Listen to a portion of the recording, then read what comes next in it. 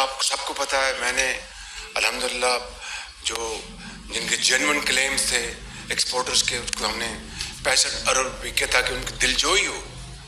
وہ بیچارے دھکے کھاتے ہیں FBR میں اور جگہ جگہوں پر کہ ہمارے کلیمز ریفنڈز کے ملیں، اور جس طرح وہ ملتے ہیں وہ ہم سب جانتے ہیں. لیکن یہ ہم نے ان کو دیا، اور میں اس بات کا حامی ہوں کہ ٹیکس سلیب ہمیں کم کرنا چاہیے، مگر اس کے ساتھ جو بیس ہے اس کو ایکسپینڈ کرنا چاہیے. آپ بار بار ایک ہی بندے کو ٹیکس لگائیں گے تو وہ ہار جائے گا، وہ شکست کھا جائے گا. مگر کہنا یہ چاہتا ہوں کہ ہمسایہ ملک کے مقابلے میں ہمارا جو tax collection as ratio to GDP زمین آسمان کا فرق ہے. ہم شاید 8.5-9% میں ڈاکٹر صاحب 9.8 اور وہ ہم سے کہیں آگے ہے. اسی طریقے سے investment as a ratio of GDP، میں ان تفصیل میں نہیں جانا چاہتا. میں آخری بات یہ کرنا چاہتا ہوں اور یہ آپ کے غور طلب ہے.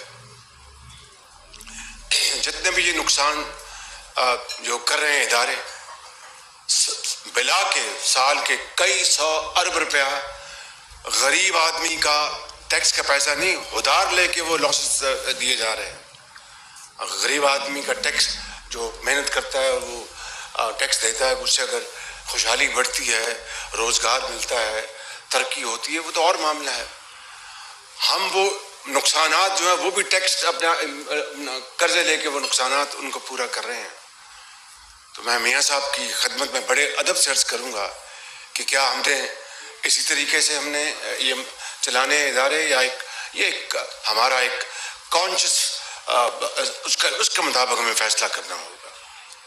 اور آخری بات اس زمانے میں کر کے میں آگے بڑھتا ہوں کہ اس وقت، اور یہ بڑا سننے والی بات ہے، کہ 1.7 ٹریلین جو مختلف جو محصولات ہیں، 1.7 ٹریلین یعنی 1.7 ارب روپے وہ مختلف ہیرو بہانوں سے کسی کورٹ میں وہ کیس سٹے آرڈر ہے، کبھی کوئی کسی کے کورٹ میں سٹے آرڈر ہے.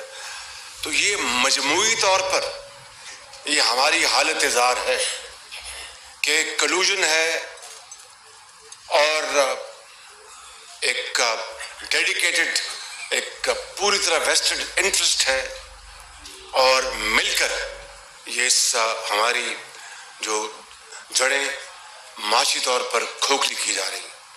میں یہ سمجھتا ہوں ایمانداری سے، it's not election about me, I am very grateful to all of you.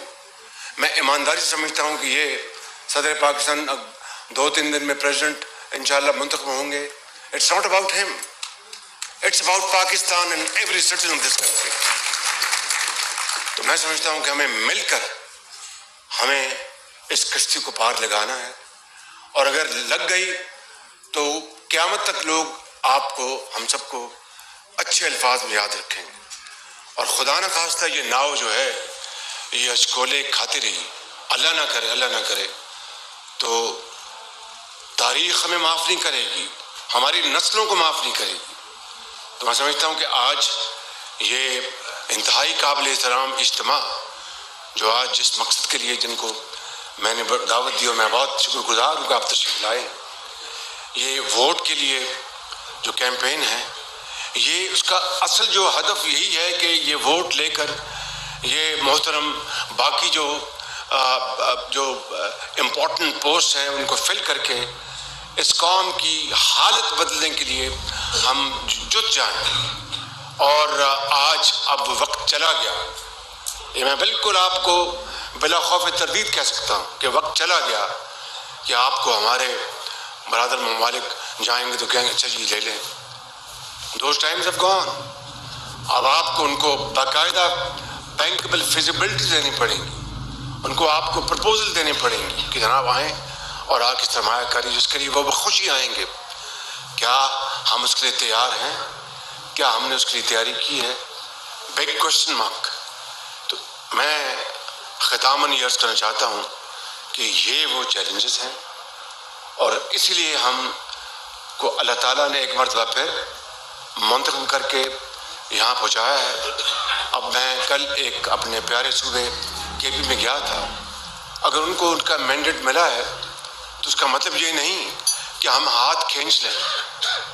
اس کا مطلب یہ ہے کہ اگر ان کو مینڈیٹ ملا ہے، اگر ہم پوری کوشش کریں گے کہ ان کے ساتھ بھی مل کر، یہ پاکستان 4 اکائیوں کا نام ہے، اس کے اتفاق کا نام ہے، اس کے اتحاد کا نام ہے، یہ آپس میں جڑے ہوئے ہیں ایک فیملی کی طرح.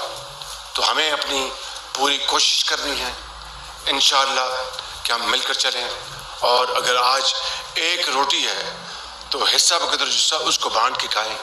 جب کل 4 روٹیاں ہوں گی تو اس کو اور خوش دلی سے لوگ کھائیں گے. 8 ہوں گی، 12 ہوں گی. یہ ہے وہ راستہ اس خوشحالی کی طرف. لیکن نہ میری تقریر سے، نہ باتوں سے، نہ اشعار